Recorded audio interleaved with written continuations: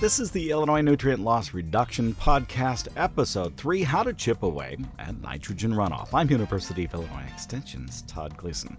We're now joined by Laura Christensen, a member of the Crop Sciences Department here on the U of I campus in Urbana-Champaign.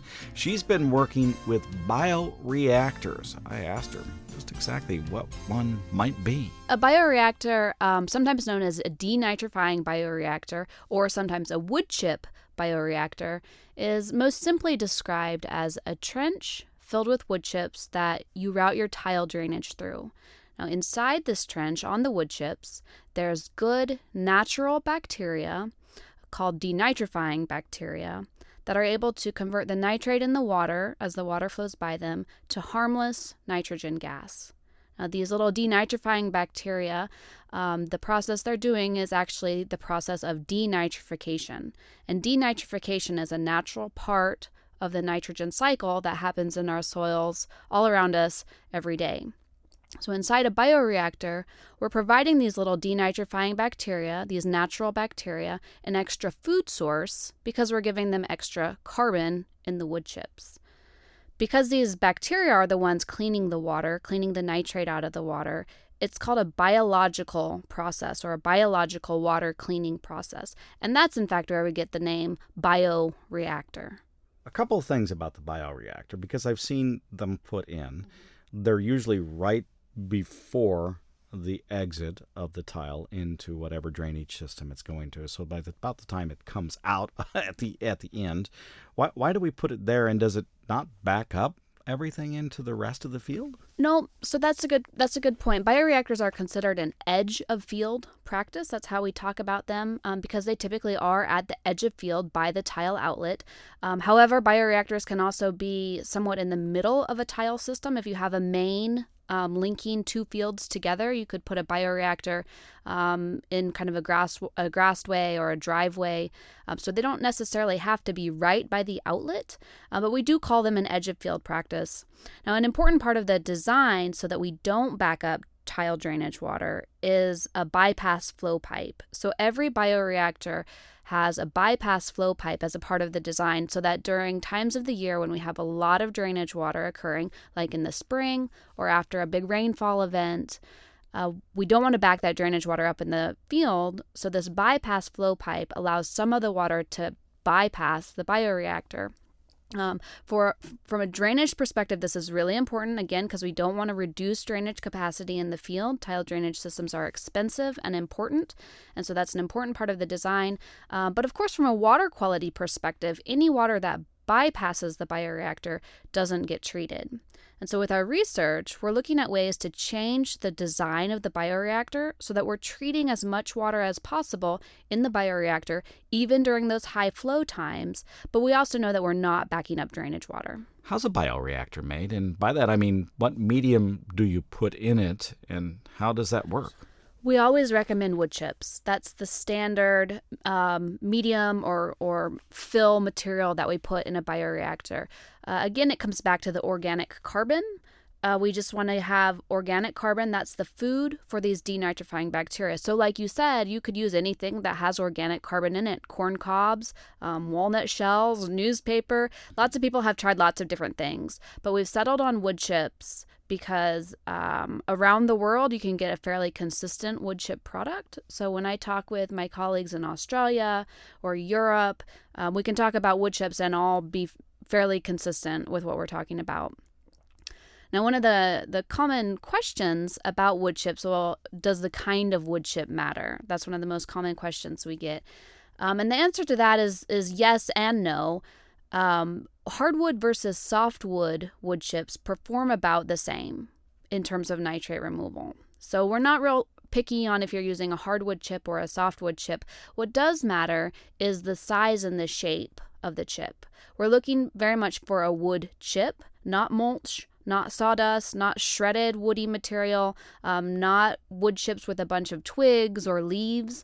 We very much want what would commonly be called a playground chip, very squarish in shape, and something between generally 1/2 inch up to maybe 2 or 3 inches in size. There's an additional nuance there with the wood chips. In the NRCS design standard, you can't use cedar chips or any real kind of dark colored chip like a cedar, and you can't use more than 50% oak chips here in Illinois. Now, that's in the NRCS design standard because the NRCS is concerned about those kinds of chips leaching a lot of tannins out. Oak is known to be a very high tannin wood, just naturally. And so we don't want to leach tannic acid out of our wood chips and actually create a water quality problem. And so right now with our research, we're working hand in hand with the USDA NRCS to evaluate if we were to use oak chips, how much tannic acid actually does leach out of the chips and how much of a problem would it really be. And so that's a good example of our research really trying to inform what's happening in the field. If NRCS is involved, the Natural Resources Conservation Service, clearly there are some design parameters here, and we're not just digging a pit and dumping chips in and then routing the water through it.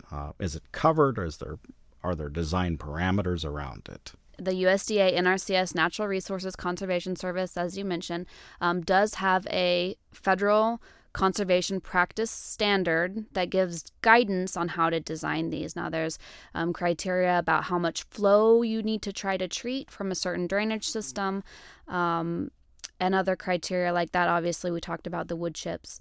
So there is federal design guidance. But an exciting thing is that the NRCS has been fairly flexible to allow us to continue research so that we can hopefully inform any revisions to that design guidance. Are these efficient? Do they work? Yeah, bioreactors I consider to be one of our most effective practices. Again, it's an edge of field practice specifically targeting tile drainage. And so it's not changing what you're doing in the field.